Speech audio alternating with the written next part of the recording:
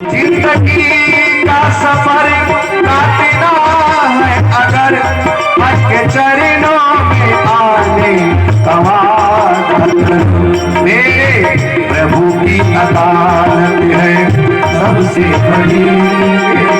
प्रभु की अदालत है सबसे बड़ी। इस अदालत में आने मेरे प्रभु की अदालत है सबसे बड़ी। इस अदालत में आने का वादा करो। जिंदगी का सफर काटना है अगर चरणों में आने का वादा करो। जिंदगी का सफर काटना है अगर चरणों में आने का वादा करो।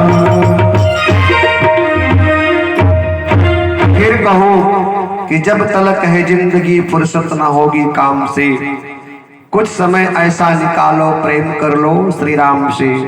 बहुत गई थोड़ी रही नारायण अब चेत, और भैया काल चिरैया चुग रही निस दिन आयु के। आयु प्रतिपल घटती जा रही है। जीवन प्रत्येक क्षण क्षीण हो रहा है। जो हम कल थे वो आज नहीं है, जो आज है वो कल नहीं रहेंगे। जो बात पिछले वर्ष थी अब नहीं है, जो बात आज है वो अगले वर्ष नहीं रहेगी। समय अपने गति से आगे भागता जा रहा है। बहुत अपनों से दूरियां बन गई है, बहुतों से दूरियां बन जाएगी। इन आंखों के सामने कितने चले गए और कितने चले जाएंगे। ये संसार नश्वर है। यहाँ केवल और केवल सार कोई वस्तु है तो परमात्मा है, ईश्वर है। इसलिए संतों ने कहा कि दो बातों को भूल मत, जो चाहत कल्याण, नारायण एक मौत को और दूजा श्री भगवान। पनघट ने कितने घट फोड़े, पनघट को इसका पता नहीं। मरघट ने कितने घर लूटे, मरघट को इसका पता नहीं। ये संसार अपने गति से आगे बढ़ता जा रहा है।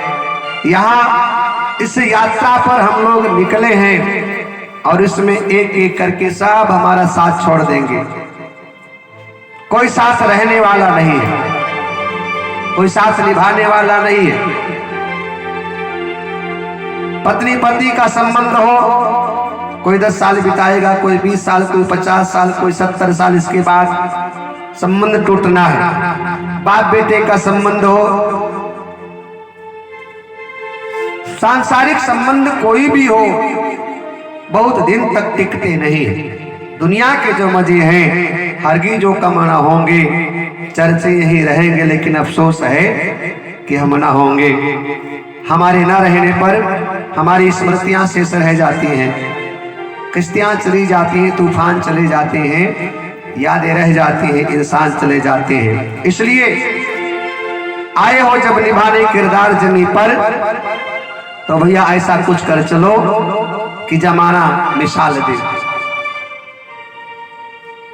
यहां से जाने के बाद सबसे बड़ी अदालत वहां हिसाब किताब होगा। क्या खोया, क्या पाया, क्या दिया, क्या लिया, क्या कमाया, क्या गंवाया। और शास्त्र का दर्शन है जीवन में ऐसा कर्म करना कि अंतिम पड़ाव पर पहुंचते पहुंचते कहीं तुम्हें पछताना ना पड़े कि हमने ये नहीं किया, ये कर दिया। ये नहीं करना चाहिए, जो नहीं करना चाहिए वो किए हैं तो तुम्हें पछताना पड़ेगा, और जो करना चाहिए वो किए हैं तो तुम्हें पछताना नहीं पड़ेगा।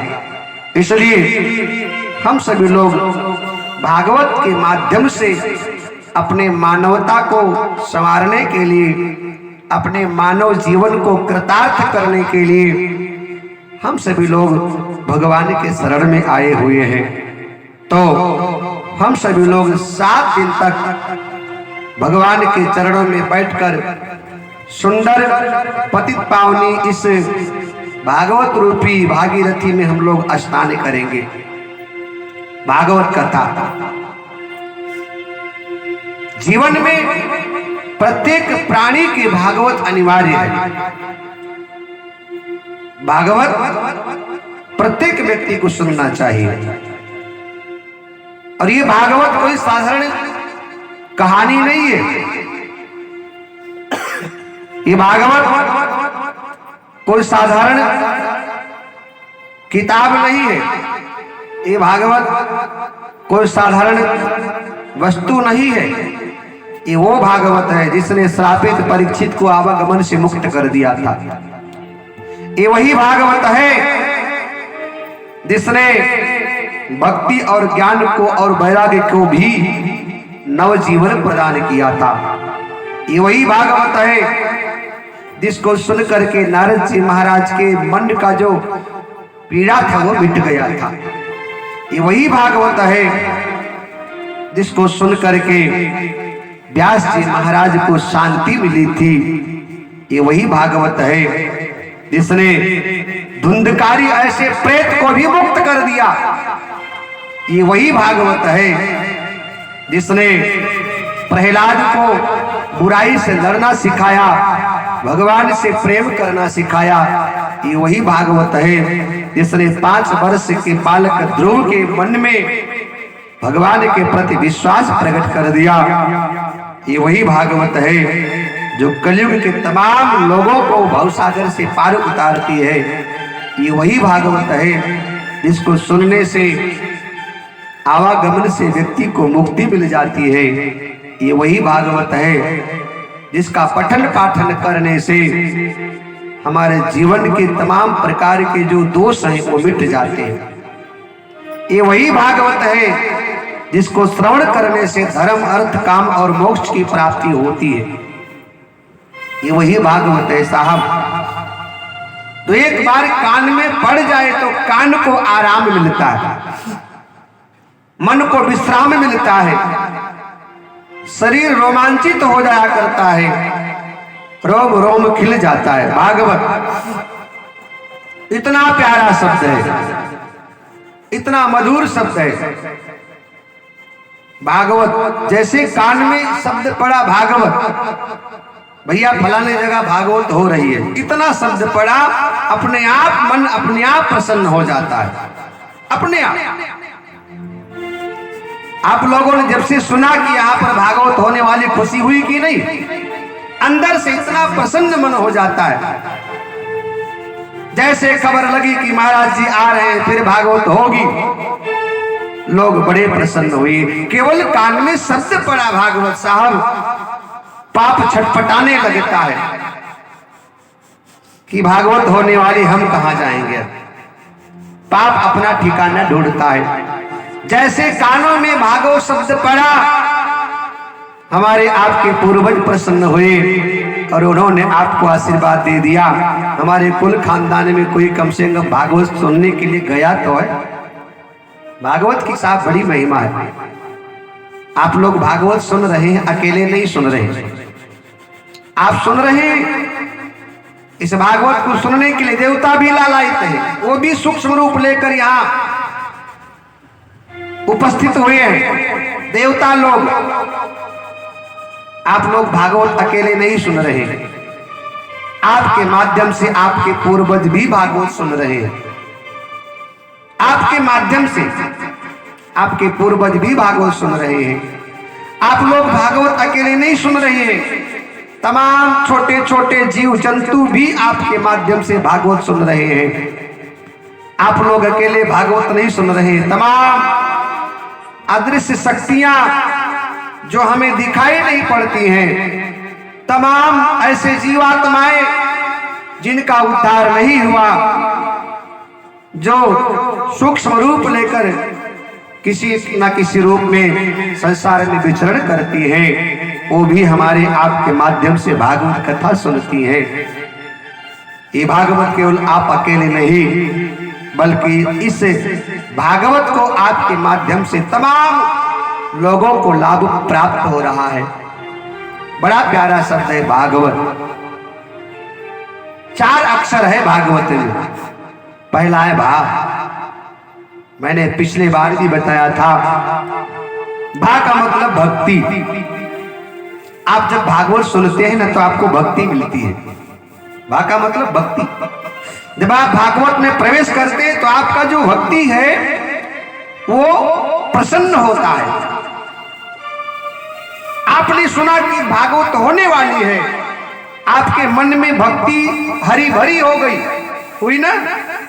आपने सुना भागवत होने वाली है, आपकी भक्ति खिल उठी। आपकी भक्ति जो मुरझाई थी, जो अस्वस्थ थी, वो स्वस्थ हो गई, वो हरी भरी हो गई। तो भागवत का पहला अक्षर है भा, और भा से भक्ति।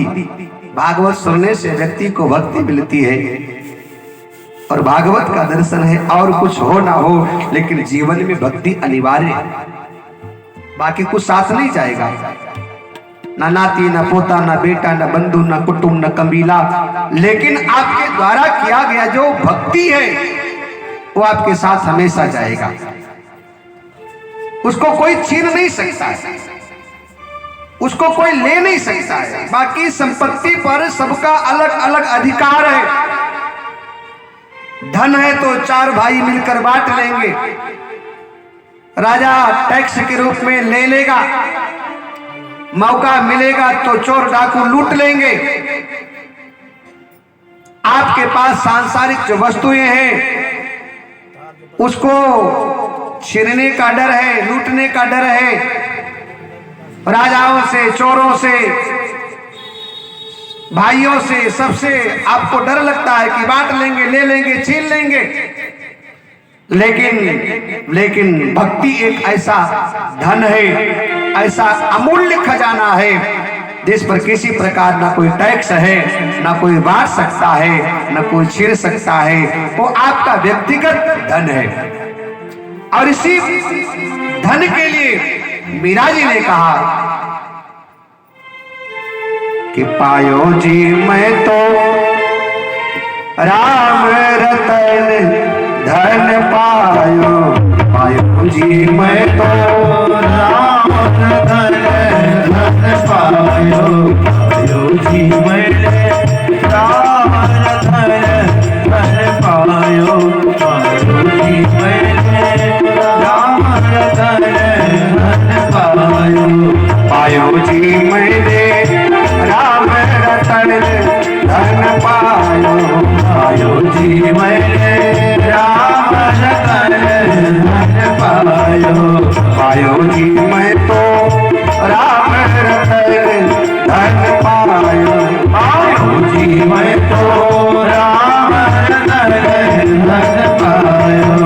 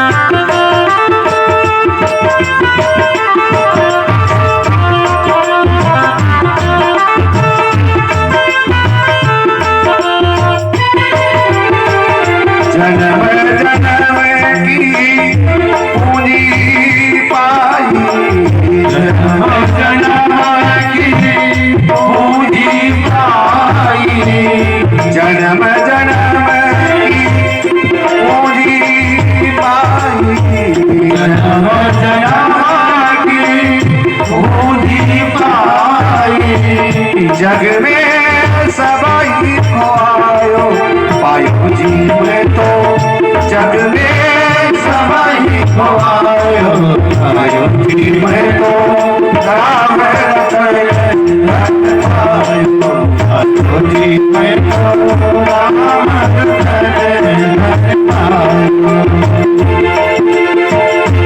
राम रतन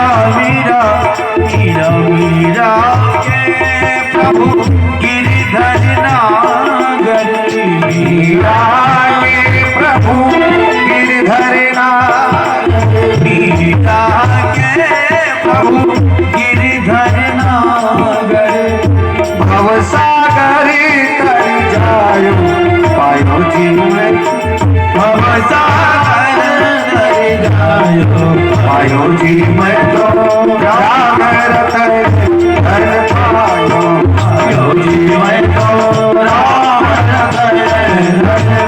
सत की नाम केवटिया सतगुरु, सत की नाम केवटिया सतगुरु, सत की नाम केवटिया सतगुरु, सत की नाम केवटिया सतगुरु। भव सागर तर जायो, पायो जी मैं तो भव सागर तर जायो, पायो जी मैं तो राम रतन धन पायो, पायो जी मैं तो राम रतन धन पायो। हरसी हरसी जस गायो, पायो जी मैं तो हरसी हरसी जस गायो, पायो जी मैं तो राम रतन धन पायो, पायो जी मैं तो राम, पायो जी मैं तो राम, पायो जी मैं तो राम रतन राम राम राम राम रतन। कबीरा सब जग निर्धना, धनवंता नहीं कोई, धनवंता सोई जाइए, जाके राम नाम धन हुए। पायो जी मैं तो राम रतन धन पायो, पायो जी मैं तो राम रतन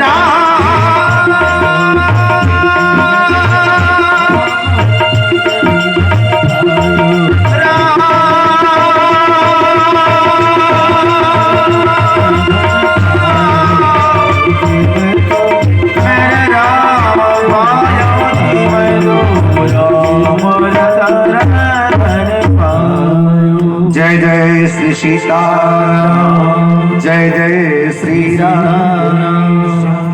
तो भैया भा से भक्ति, भागवत कथा सुनने से भगवान की भक्ति मिलेगी, और भक्ति है तो मुक्ति निश्चित है, क्योंकि भक्ति मुक्ति का द्वार है। भागवत का पहला अक्षर भा, भागवत सुनने से व्यक्ति को भक्ति मिलती है, और भक्ति जीवन का सबसे बहुमूल्य वस्तु है।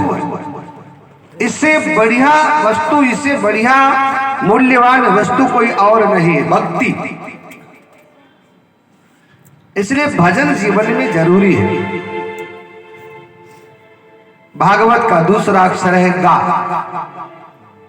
भागवत का पहला अक्षर भा और दूसरा अक्षर है गा, भागवत। और गा का मतलब ज्ञान। तो जैसे जीवन में भक्ति की आवश्यकता है, भक्ति से भगवान, और ऐसे ही जीवन में प्रत्येक व्यक्ति के ज्ञान की आवश्यकता है। भागवत कथा सुनने से व्यक्ति को भक्ति मिलती है, और भक्ति मिलेगी तो व्यक्ति को ज्ञान होगा, और ज्ञान होगा तो व्यक्ति अपना कल्याण कहां पर है वो ढूंढ लेगा। परीक्षित को शायद ज्ञान ना हुआ होता तो घर परिवार छोड़ करके जंगल में ना गए होते, जंगल में ना गए होते तो उनकी मुक्ति नहीं हो पाती। इसलिए भक्ति के साथ साथ में भागवत मुक्ति भी प्रदान कराती है, और भक्ति के साथ साथ भागवत ज्ञान भी प्रदान कराता है। इसलिए भागवत कथा श्रवण करने से जीव को भक्ति तो मिलती ही मिलती है, साथ ही साथ उसको ज्ञान भी मिलता है, ज्ञान मिलता है। तो भागवत का तीसरा अर्थ है वा। वा का मतलब वैराग्य। भागवत कथा श्रवण करने से व्यक्ति को वैराग्य होता है, और वैराग्य जीवन में जरूरी है। बेटे बहू जब घर में आ जाएं तब थोड़ा घर से बाहर निकलना सीखो, थोड़ा सत्संग में जाओ, मंदिर में जाओ, कीर्तन भजन में जाओ, भगवान के भक्तों के सानिध्य में समय व्यतीत करो। मतलब जब जीवन में तुम्हारे कुछ जो जिम्मेदारियां हैं वो पूरी हो जाएं तो घर से निकलो और सत्संग में जाओ, भगवान की कथा श्रवण करो, जीवन में वैराग्य लेकर के आओ। भागवत कथा श्रवण करने से व्यक्ति को वैराग्य होता है। विषयों से वैराग्य, वासनाओं से वैराग्य, संसार से वैराग्य, परिवार से वैराग्य, मोह ममता से वैराग्य, अपनों से वैराग्य, समाज से वैराग्य, कोठीकार महलों से वैराग्य, इनसे वैराग्य लेना जरूरी है। क्योंकि जब तक जीवन में वैराग्य नहीं आएगा तब तक आप अपने इसी पारिवारिक उलझनों में आप उलझे रहोगे और भगवान से संबंध बन नहीं पाएगा। अभी हमारा जो मन है ना इतना आसक्त है कि हम भगवान को भूल बैठे हैं, भगवान को भूले बैठे हैं, भगवान के लिए हमारे पास समय नहीं है। पारिवारिक संबंधों में हम इतने उलझे। पहले था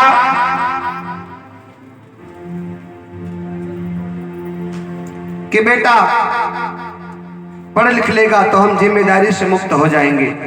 अब पढ़ लिख लिया बालक तो भी हुआ भैया थोड़ा सेटल हो जाए, अपने पैरों पे खड़ा हो जाए तो हम जिम्मेदारी से मुक्त हो जाए। अब पैरों पे तो बच्चा खड़ा हो गया तो फिर जिम्मेदारी हो गई, अब इसकी शादी ब्याह कहीं हो जाए तो हम जिम्मेदारी से मुक्त हो जाएंगे। अब शादी ब्याह भी हो गया तो खबर लगा अभी बहू नई नई आई है ना, एक आध साल थोड़ा समय देना पड़ेगा इसको, अभी रीति रिवाज कुछ पता नहीं है, कहाँ किसके बैच में कब कैसे जाना है। तो एक साल तो लग गया बहू को समझाने में, उसको तौर तरीका बताने में, तब तक पोता आ गया। अब पोता जब आ गया तो भैया अब बहू कहाँ तक पोते को खिलाएगी, थोड़ा पोते का ध्यान रखना होता है। पोता थोड़ा बड़ा हो जाए तो हम सत्संग में जाएं। अब पोता थोड़ा बड़ा हुआ तो उसका नाम लिखा दिया गया स्कूल में, तो उसको लाने ले जाने की जिम्मेदारी हो गई थी। सुबह आपको लेकर के जाना है, शाम को लेकर के आना है। फिर इसी क्रम से जब तलक है जिंदगी फुर्सत ना होगी काम से, कुछ समय ऐसा निकालो, प्रेम कर लो श्री राम से।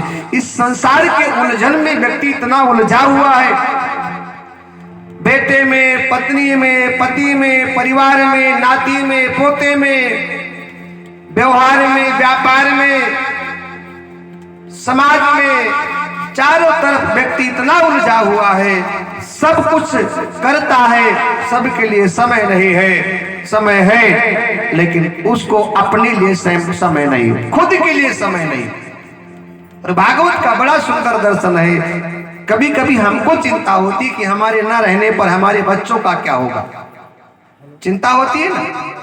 हमारे न रहने पर हमारे बेटे का क्या होगा, हमारे न रहने पर हमारी बहू का क्या होगा, हमारे न रहने पर हमारे पति का क्या होगा, हमारे न रहने पर हमारी पत्नी का क्या होगा। लेकिन शास्त्र कहता है हमारे न रहने पर हमारे बच्चों का क्या होगा, ये चिंता तुम मत करो। चिंता तुम ये करो कि हमारे न रहने पर हमारा क्या होगा, हम किधर जाएंगे, हमारा ठिकाना किधर है, हमने अपने लिए कौन सा रास्ता तय किया है, हमने अपने लिए कौन सा व्यवस्था बनाया है, हमने अपने लिए कौन सा साधन जुटाया है। यहाँ किसी के ना रहने पर किसी को कोई फर्क नहीं पड़ता। इस संसार के जो गड्ढे हैं, दुख के, दर्द के, विषाद के, गम के, ये कुछ दिन में भर जाते हैं साहब। इस संसार में किसी के ना रहने पर किसी को बहुत दिन तक कोई खलता नहीं। एक आध महीना, एक आध साल, इसके बाद फिर सामान्य व्यक्ति हो जाया करता है, फिर व्यक्ति जीना सीख लिया करता है। आज तक किसी के न रहने पर कोई न रह पाया हो, ऐसा नहीं हुआ। हर किसी के न रहने पर हर व्यक्ति रह लेता है। वो तौर तरीका सीख जाया करता है, वो अपने आप को सामान्य परिस्थितियों में ढाल दिया करता है। शास्त्र का दर्शन है, ये चिंता मत करो हमारे ना रहने पर हमारा क्या होगा, हमारे बच्चों का क्या होगा। ये चिंता करो कि हमारे ना रहने पर हमारा क्या होगा, हमारे ना रहने पर हमारा क्या होगा। ठिकाना कहां पर है, किधर जाओगे, नरक में, स्वर्ग में, कहां रास्ता बनाया है, क्या दिया है, क्या लिया है, क्या आगे पाओगे। हमारे न रहने पर बच्चों का क्या होगा, ये चिंता मत करो, ये चिंता भगवान पर छोड़ दो। उसने सबके लिए व्यवस्था बना रखा है, तुम अपनी चिंता करो। हमने कितना अपने लिए किया है, कितना कमाया, कितना गंवाया, कितना खोया, कितना पाया। तो शास्त्र का दर्शन है कि जीवन में हर काम को करते जाओ, लेकिन साथ साथ में भगवान के प्रति भी अपना जो कर्तव्य है उसका निर्वाह करते जाओ। मतलब भगवान का भजन करते जाओ। भागवत का तीसरा अक्षर है वाह, और वाह का मतलब हुआ वैराग्य। मतलब जीवन में हमें वैराग्य लाना पड़ेगा। एकदम वैराग्य नहीं आएगा, मन में थोड़ा सा वैराग्य धारण करना पड़ेगा। इन झंझटों से हमें खुद को निकालना पड़ेगा। परिवार में कभी कभी तू मैं होता है ना, तो श्रीमती जी कहती हम तो वृंदावन चले जाएंगे, भगवान का भजन करेंगे। लेकिन इस प्रकार से वृंदावन जाओगे तो भी वहां भजन नहीं होगा। अचानक आप पारिवारिक समस्याओं से परेशान होकर के लड़ झगड़ करके वृंदावन चले जाओगे तो भी वहां आपसे भजन नहीं हो पाएगा, वहां भी झगड़ा ही करोगे। इसलिए धीरे धीरे अपने मन को संसार से हटा करके ईश्वर में लगाओ और दिल से विचार करके देखना, वास्तव में सच्चा संबंधी कोई है तो परमात्मा है, सबसे सगा कोई है तो ईश्वर है। इस संसार के संबंध तो साहब यहां आकर के मिले। हम संसार में नहीं आए थे, इसके पहले भी हमारा अस्तित्व था।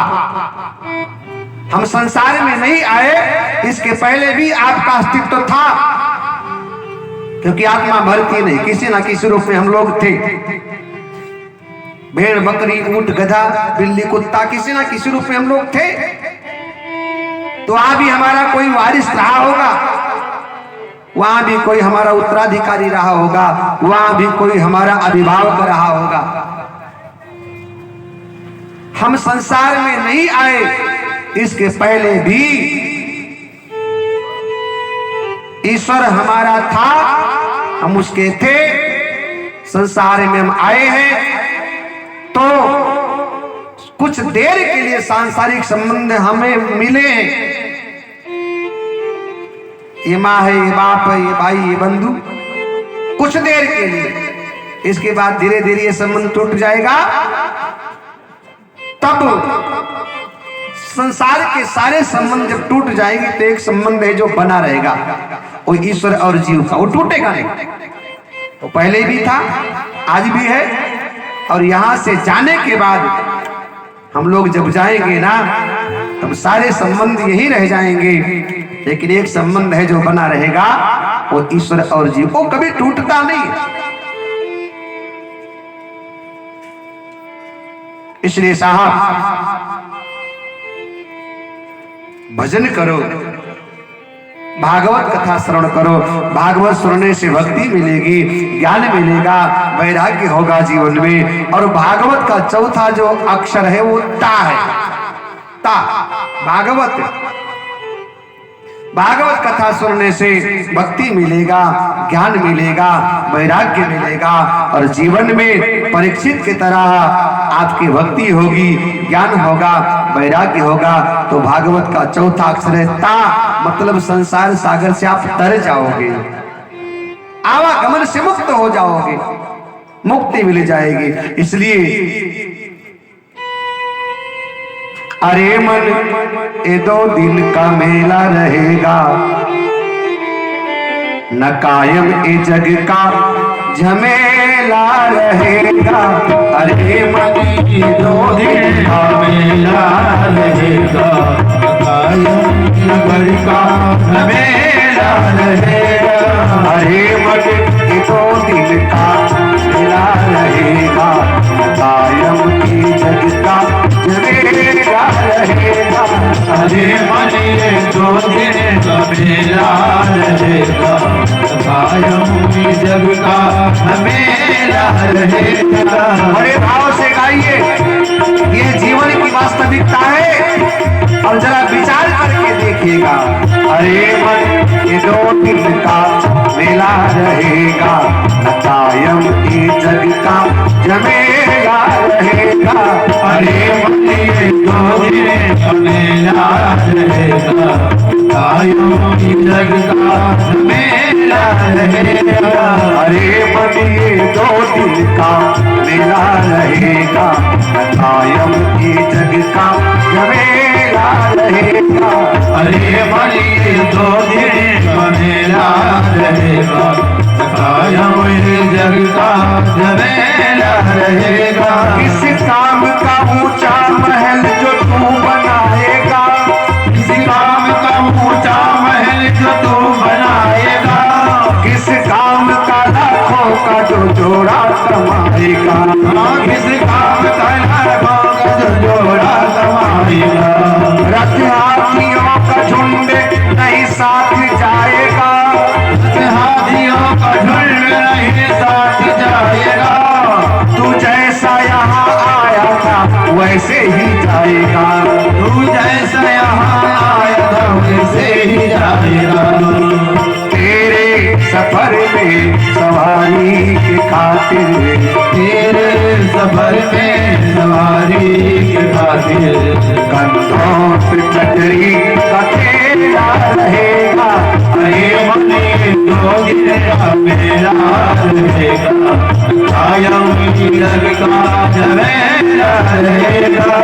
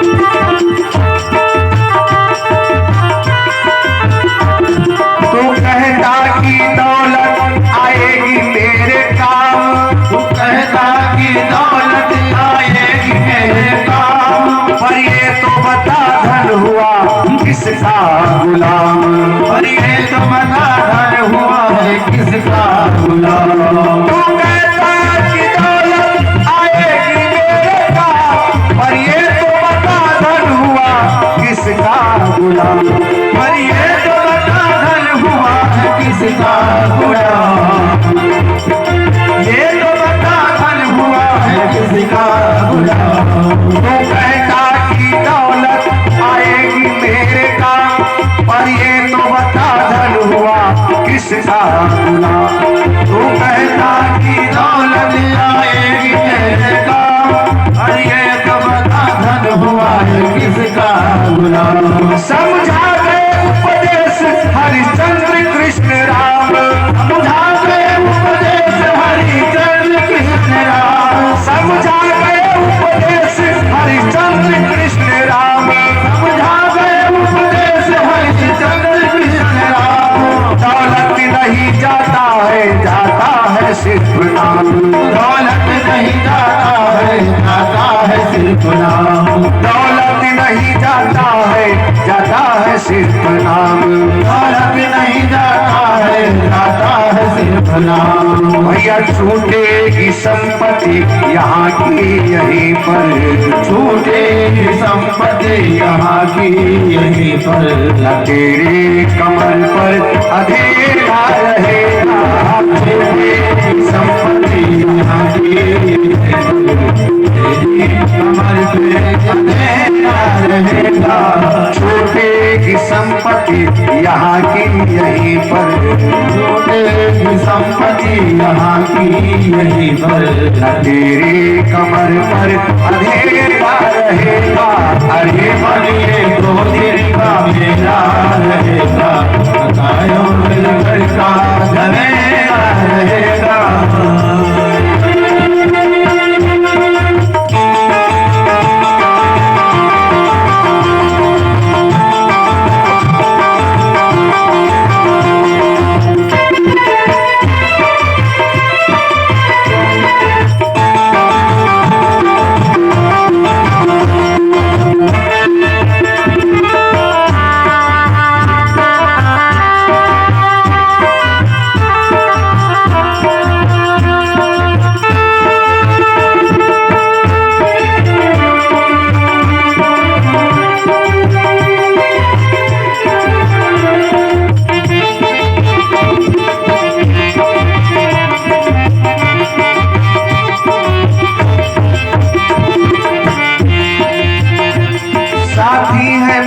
बिंदु से जल बिंदु पान तक, साथी है मित्र बिंदु से जल बिंदु पान तक, साथी है जल बिंदु से जल बिंदु पान तक, साथी है मित्र बिंदु से जल बिंदु पान तक।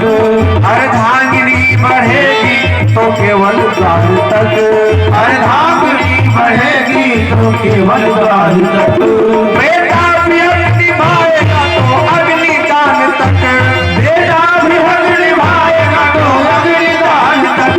परिवार के सब लोग चलेंगे मसाल तक, परिवार के सब लोग चलेंगे मसाल तक, परिवार के सब लोग चलेंगे मसाल तक, परिवार के सब लोग चलेंगे मसाल तक।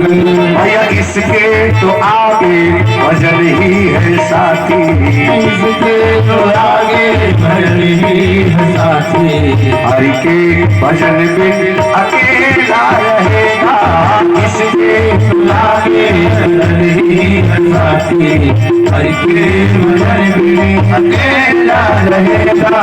अरे मन ये दो दिन का मेला रहेगा, कायम की जग का जमेला रहेगा। अरे मन ये दो दिन का मेला रहेगा, कायम की जग का जमेला रहेगा।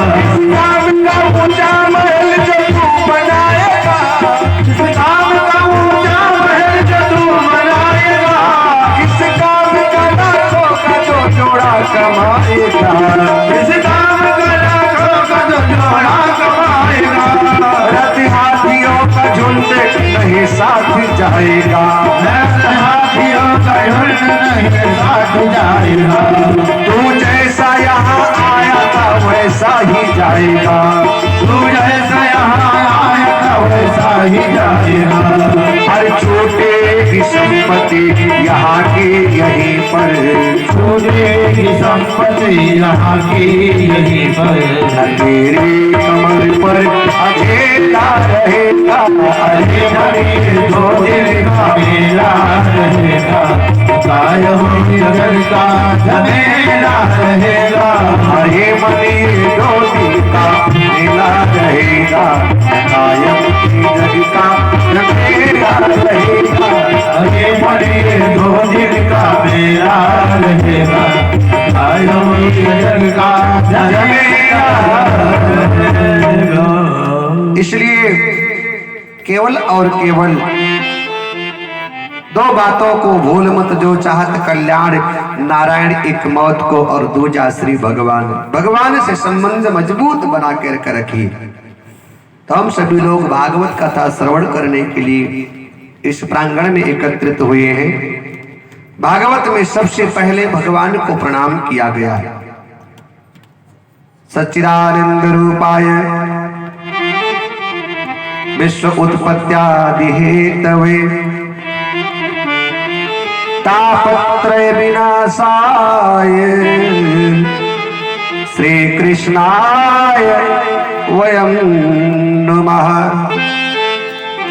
भगवान को प्रथम श्लोक में शास्त्रकारों ने प्रणाम किया। देखिए भगवान का स्वरूप क्या है। भगवान का स्वरूप, भगवान किसे कहते हैं? भगवान हम किसको कहें? सच्चिदानंद रूपाय विश्व उत्पत्त्यादि हेतवे। भगवान क्या है? सत्यचित और आनंद। ईश्वर क्या है? सत्य का प्रतीक है। ईश्वर कहाँ है? सत्य में है। ईश्वर क्या करता है? सत्य की रक्षा करता है। सत्यमेव जयते। सत्यम शिवम सुंदरम। शिव ही सत्य है और सत्य ही शिव है। भगवान का सुंदर स्वरूप है। सच्चिदानंद रूपाय, वो सत्य है साहब। ये भागवत का दर्शन है। दुनिया में यदि कोई सत्य है तो केवल परमात्मा, केवल केवल, बाकी कुछ सत्य नहीं है। ये संसार सत्य नहीं है, ये नश्वर है। ये बनेगा, बिगड़ेगा, मिटेगा, ये रहेगा नहीं। ये दुनिया में जो दिख रहा है, इनकी तीन गतियां हैं। टूट जाएगा, फूट जाएगा, और टूटने फूटने से जो बचेगा आखिर में ही सब छूट जाएगा। तीन गतियां हैं। बड़े बड़े मकान, बड़ी बड़ी बिल्डिंग, बड़े बड़े बंगले, बड़े बड़े गाड़ियां, बड़े बड़े लोग, ये टूट जाएंगे, फूट जाएंगे, और टूटने फूटने से जो बचेगा आखिर में सब यही छूट जाएगा। टूट जाएगा, फूट जाएगा, और टूटने फूटने से बचेगा सब यही छूट जाएगा। सत्य केवल और केवल परमात्मा, जो पहले भी था, आज भी है, आगे भी रहेगा। सच्चिदानंद रूपाय, ईश्वर सत्य है साहब। इसलिए जिसने भी उसको पकड़ा, उसने उसको छोड़ा नहीं।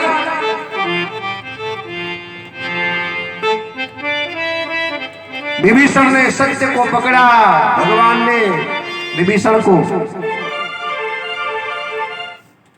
लंका का राज्य दे दिया। रावण असत्य के तरफ भागा, उसका भगवान ने विनाश कर दिया। ध्रुव जी महाराज ने सत्य को पकड़ा, भगवान ने दर्शन दे दिया। प्रहलाद जी महाराज ने सत्य को पकड़ा, भगवान ने दर्शन दिया। और जिसने भी असत्य को पकड़ा, भगवान ने उसको दूर भेज दिया। ईश्वर का स्वरूप है, सत्य है ईश्वर। सच्चिदानंद रूपाय, वो सत्य है साहब, और सबके चित्त में विराजमान है। ईश्वर सत्य है और वो सबके चित्त में विराजमान है। दुनिया में ऐसा केवल एक ही सत्ता है जो सब जगह विराजमान है, सब जगह। वो सूर्य में भी है, चंद्रमा में भी है, लहरों में में भी है, तरंगों में है, वो गर्मी में भी है, वो सर्दी में भी है, वो बरसात में भी है, वो जन्म में भी है, मृत्यु में भी है। एक ही सत्ता सब जगह हमेशा रहती है साहब, सब जगह सबके चित्त में विराजमान परमात्मा। ये चमक ये दमक फुलवन महक, सब कुछ सरकार तुम्हीं से है। ये चमक ये दमक सरकार तुम्हीं से है। ये चमक ये दमक फुलवन महक, ये चमक ये दमक फुलवन महक, सब कुछ सरकार तुम्हीं से है। ये चमक ये दमक फुलवन महक, ये चमक ये दमक फुलवन में महक, ये चमक ये दमक फुलवन में महक, सब कुछ सरकार तुम्हीं से है। ये चमक ये दमक फुलवन में महक, ये चमक फुलवन में महक, सरकार तुम्हीं से है। इठलाती पवन सुर सैया के चरण, इठलाती पवन सुर सैया के चरण, बगियन माँ बहार तुम्हीं से है। ये चमक ये दमक फुलवन में महक, ये चमक ये दमक फुलवन में महक, सब कुछ सरकार तुम्हीं से है। ये चमक ये दमक फुलवन में महक, सब कुछ सरकार तुम्हीं से है। ये चमक ये दमक फुलवन में महक, ये चमक ये दमक फुलवन में महक, सब कुछ सरकार तुम्हीं से है। सब कुछ सरकार तुम्हीं से है। वो सबके चित्त में विराजमान है साहब, सब जगह उसकी शक्ति की कोई कोई कोई पार पा ही नहीं सकता है। वो इतना सामर्थ्यवान है ना। ध्यान देना, सीता जी का खोज करने के लिए वानरी सेना जब गई चुपचाप, तो सागर के तट पर सब लोग खड़े थे। अब समस्या सागर है, सागर जीवन की एक समस्या है। सागर का मतलब अथाह, जिसकी कोई गहराई नाप नहीं सकता है। तो सागर एक समस्या है, और हम आपके जीवन में भी ये संसार सागर एक समस्या है साहब। इसको पार करना जरूरी है। इसके लिए आपको नौका चाहिए। और नौका कौन सी साहब? प्रभु मुद्रिका मेल मुख माही, जलधि लागी गए अचरज नाही। संसार सागर को पार करने के लिए एक नौका चाहिए, और नौका क्या है? राम नाम रूपी आधार है नौका। तो हनुमान जी सागर के तट पर खड़े, वहां वानरी सेना खड़ी है, और निज निज बल सब काहू भाखा, लेकिन पार जाए कर संशय राखा। अब लोग अपनी अपनी ताकत को तो बता रहे कि हमारे पास इतनी क्षमता है, इतनी ताकत है, इतना जा सकते हैं, ये कर सकते हैं, लेकिन सागर को पार करके जाना और जा करके वापस आना किसी की बस की बात नहीं। तब उसी समुद्र के किनारे हनुमान जी महाराज खड़े हैं। हनुमान जी ने विचार किया। हनुमान जी को कहा गया है ज्ञानी नाम अग्रगण्य में, और ज्ञानियों में अग्रगण्य है। तो हनुमान जी महाराज खड़े हुए, और हनुमान जी महाराज ने विचार किया कि संसार में सागर समस्या तो है, लेकिन सागर को पार करने का कोई ना कोई तरीका तो होगा। अच्छा, सागर है, समस्या है, लेकिन समस्या का समाधान भी साहब है। संसार में जितनी समस्याएं हैं उन समस्याओं का समाधान भी कहीं ना कहीं है। अब हनुमान जी महाराज ने विचार किया कि संसार में सबसे बड़ा क्या है? क्या सागर बड़ा है? तो सागर बड़ा तो है, लेकिन ऐसा नहीं कि सागर ही बड़ा है।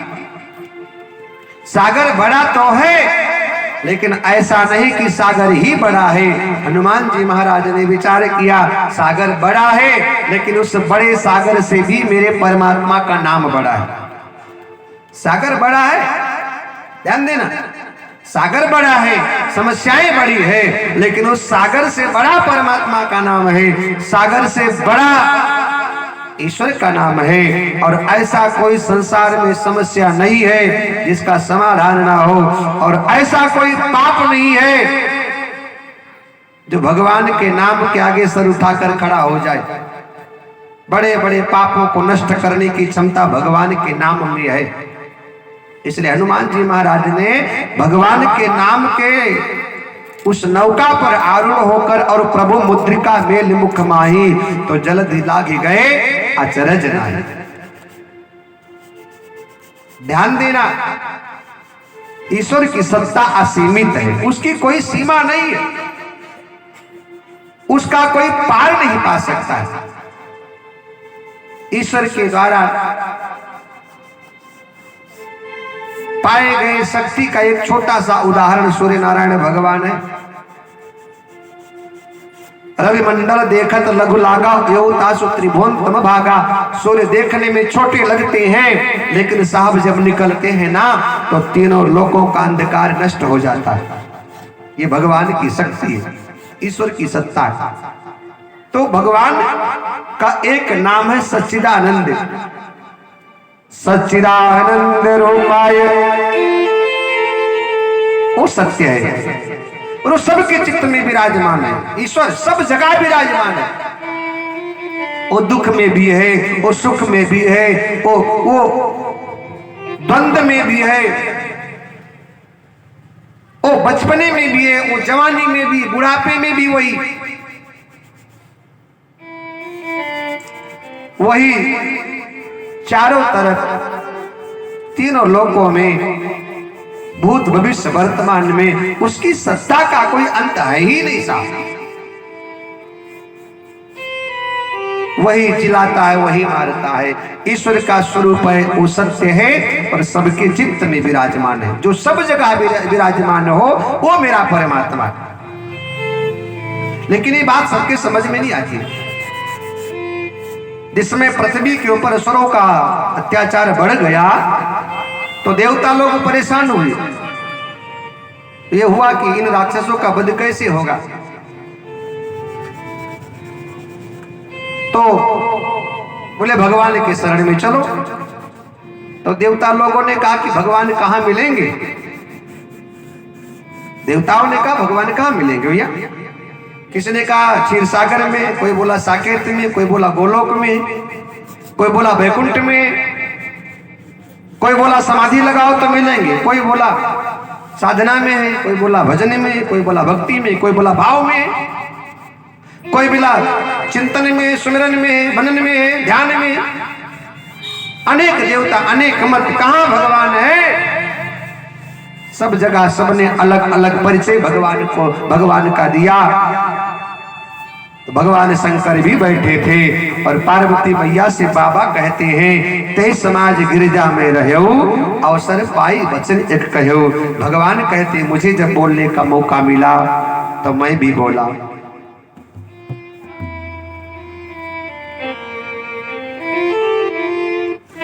कि हरि व्यापक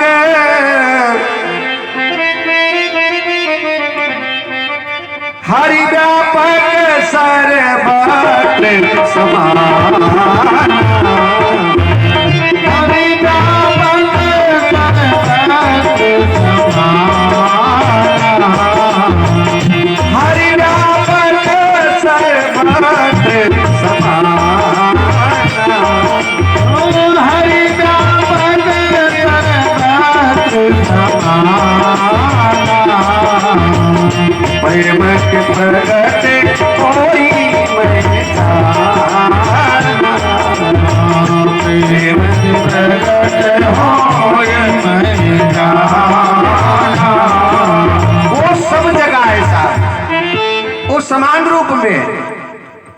वो जन्म में भी है और मृत्यु में भी है, और भूत में, भविष्य में, वर्तमान में है। ईश्वर का स्वरूप है, वो सत्य है और सबके चित्त में विराजमान है, सब जगह।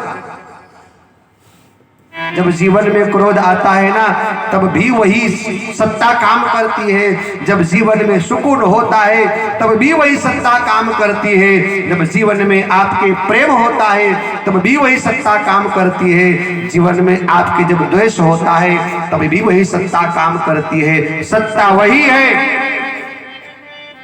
वो सब में विराजमान है।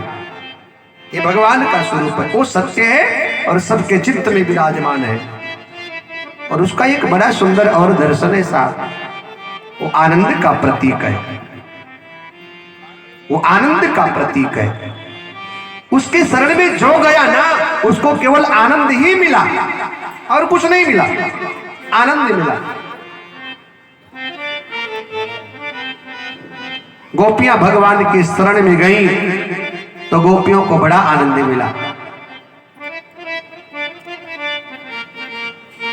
कृष्ण के विरह में गोपियां रोती तो हैं, लेकिन उस विरह में भी आनंद है साहब।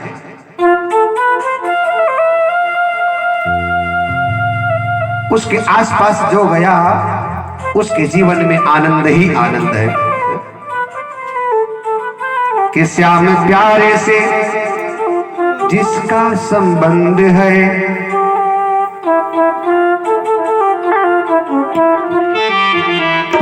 श्याम प्यारे से जिसका संबंध है, उसे हर घड़ी आनंद ही आनंद है। श्याम प्यारे से जिसका संबंध है, उसे हर घड़ी आनंद ही आनंद है। कृष्ण प्यारे से जिसका संबंध है, उसको हर घड़ी आनंद ही आनंद है। कृष्ण प्यारे से जिसका संबंध है, उसे हर घड़ी आनंद ही आनंद है। मीठी मीठी ताली भाव से गाइए।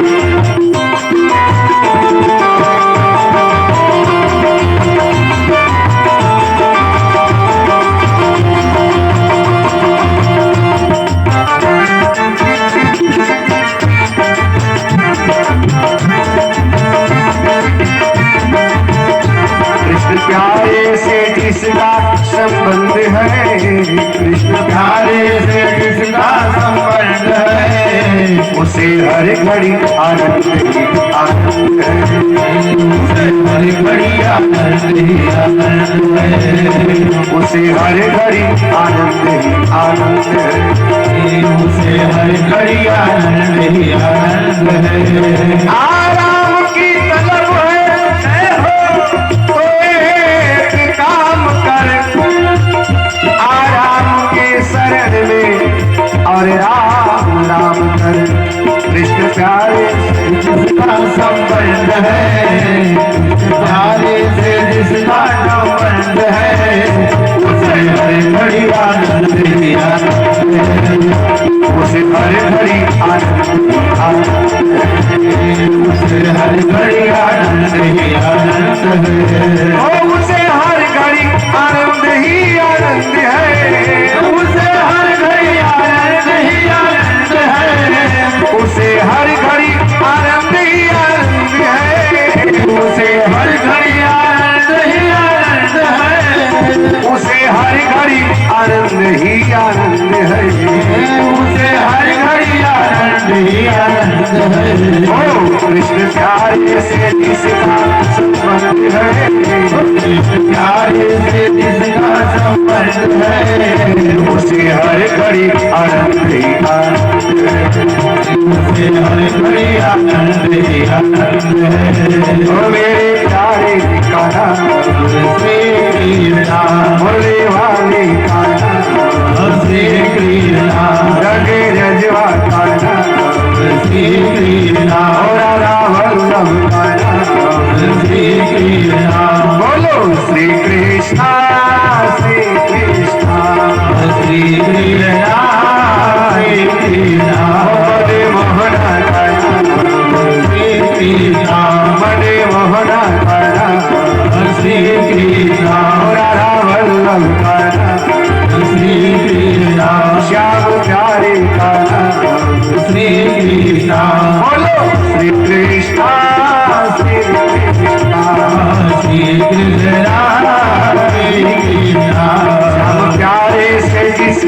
सब बंद है। श्याम प्यारे से जिसका समर्थ है, उसे हर घड़ी आनंद ही आनंद है। उसे हर घड़ी आनंद ही आनंद है। उसे हर घड़ी आनंद ही आनंद है। उसे हर घड़ी आनंद ही आनंद है। जय जय श्री राधे, जय जय श्री राधे, जय जय श्री राधे। सच्चिदानंद रूपाय।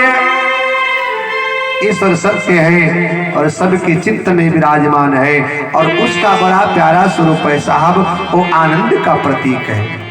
जीवन में जब भी कभी परमात्मा का पदार्पण होता है, आगमन होता है, स्थिर रूप से भगवान का जब आगमन हो जाता है तो जीवन में आनंद ही आनंद होता है। फिर आनंद के सिवा कुछ नहीं। फिर गोधन गज धन बाज धन और रतन धन कान, जब आवे संतोष धन तो सब धन धूरी सम। जीवन में परमात्मा आ जाए ना तो साहब फिर आनंद ही आनंद है। आनंद बहुत बड़ा घर बना लेने से नहीं आता है। आनंद बहुत पैसा कमा लेने से नहीं आता है। आनंद बहुत लंबा चौड़ा परिवार बना लेने से नहीं होता है। आनंद जीवन में तब आता है जब ईश्वर तुम्हारे जीवन में आ जाए।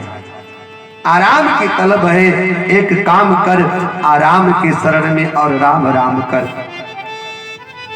ये दुनिया में सबसे बड़ा उदाहरण है भगवान शंकर के जीवन में। वो हमेशा राम राम जपते हैं, इसलिए मस्त रहते हैं। न महल है, न कोई हाथी घोड़ा है, न रथ है, न कोई 56 भोग है, लेकिन जीवन में भगवान महादेव की जो आनंद है वो आनंद शायद किसी के जीवन में हो, क्योंकि भगवान शिव सतत राम राम जपते हैं। तो जिसके जीवन में परमात्मा है उसके जीवन में आनंद ही आनंद है। तो भगवान का 3 स्वरूप है। एक तो वो सत्य है और सत्य सब जगह काम करता है, चाहे अमेरिका में हो, चाहे इंग्लैंड में हो, चाहे जापान में हो, सत्य सब जगह सम्मानित होता है। सत्य की सब जगह प्रशंसा होती है। सत्य कुछ देर के लिए परेशान जरूर हो सकता है, लेकिन सत्य कभी पराजित नहीं होता। सत्य की कोई सीमा नहीं है, वो असीमित है। इसी प्रकार ईश्वर सबके चित्त में है, वो सब जगह है, उसकी भी कोई सीमा नहीं है, वो असीमित है। इसी प्रकार आनंद भी सब जगह पर है, उसकी कोई सीमा नहीं है। जिसके जीवन में परमात्मा आ गए उसके जीवन में आनंद ही आनंद है। सच्चिदानंद रूपाय विश्व उत्पत्त्यादि हेतवे। भगवान 3 काम करता है साहब। क्या क्या करता है? वो पहले बनाता है। हमें आपको बनाया ना, फिर वो संवारता है, संभालता है, पालता है, पोषित करता है। वो बनाता है, फिर वो पालन करता है और फिर आगे चल करके वो समेट लिया करता, लपेट दिया करता है, अपने में समेट लिया करता है, अपने में मिला लिया करता है। जिसको हम कहते हैं मृत्यु, मौत, मौत, फलाना व्यक्ति मर गया, वो तो लेटा था जमीन पर, लोग कहते मर गया, लेकिन वो मुसाफिर था सफर का, वो तो अपने घर गया। ये तो साहब उसकी माया हमारे आपकी समझ में नहीं आती। वो पहले बनाता है, उसने संसार में हमें आपको भेजा है। इस संसार में अपने आप कोई आया नहीं, अपने आप कोई नहीं आया ना। ऐसे करो, इस संसार में अपने आप कोई आया? कोई नहीं आया साहब, किसने भेजा है? और इस संसार से अपने आप कोई जाएगा भी नहीं। अपने आप संसार से कोई जाता, अपने आप जाने की व्यवस्था हो ना तो कोई जाए ही ना। भगवान पूछे भैया जाओगे, तो संसार में कोई व्यक्ति जाने को तैयार ही नहीं होगा। तो ना तो संसार में कोई आया है अपने आप, ना अपने आप कोई जाएगा। संसार में किसी ने भेजा है और साहब जिसने भेजा वही समय पर बुला लेता है। उसकी हम लोग शक्ति है, हम लोग उसकी सत्ता है, अपने में से निकाल करके हमें आपको जीव नाम की संज्ञा प्रदान कर दिया करता है। फिर वो स्वयं अपने संरक्षण में रखता है, हमें आपको अपने देखभाल में रखता है, हमें आपको वही संभालता है। जब दांत न था तब दूध दिया। कल्पना कीजिए, एक मिनट के लिए कोई हमारा मुंह दबा ले, नाक बंद कर ले तो प्राण निकल जाएगा। और 9 महीने तक जीवात्मा मां के उदर में रहता है। कौन वहां उसको श्वास प्रदान कराता है? 9 महीने तक जीवात्मा मां के गर्भ में रहता है। उसको हवा कहां से मिलता है? श्वास कैसे लेता है? 2-4 दिन साफ भोजन न मिले तो प्राणांत हो जाए। 9 महीने तक मां के उदर में किसने खिलाया, किसने पिलाया, किसने पालन पोषण किया?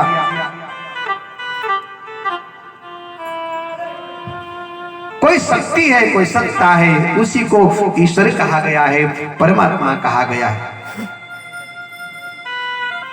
जब दांत ना था तब दूध दिया, अब दांत दिया तो ही अन्न भी दे हैं। जल में थल में पशु पक्षी में सबकी सुधिलेत सो तेरी भी लय हैं। जान को देत जहान को देत, अजान को देत वो तो है भी दे हैं। अरे मन मूर्ख सोच करे क्यों, सोच करे कछु हाथ नहीं है। तो देखिए हम सब उसकी सत्ता है। वो अपने में से हमें आपको संसार में भेज करके अपने में से वो प्रकट करता है, बनाता है। बधाई गाई जाती है, फलाने का बेटा बेटी हुआ, फिर अपने नजरों में रखता है, संरक्षण करता है, वो स्वयं देखभाल करता है। हम उसको नहीं देख रहे लेकिन वो उसके हम नजरों में है। हम कहाँ जा रहे हैं, किधर जा रहे हैं, क्या कर रहे हैं,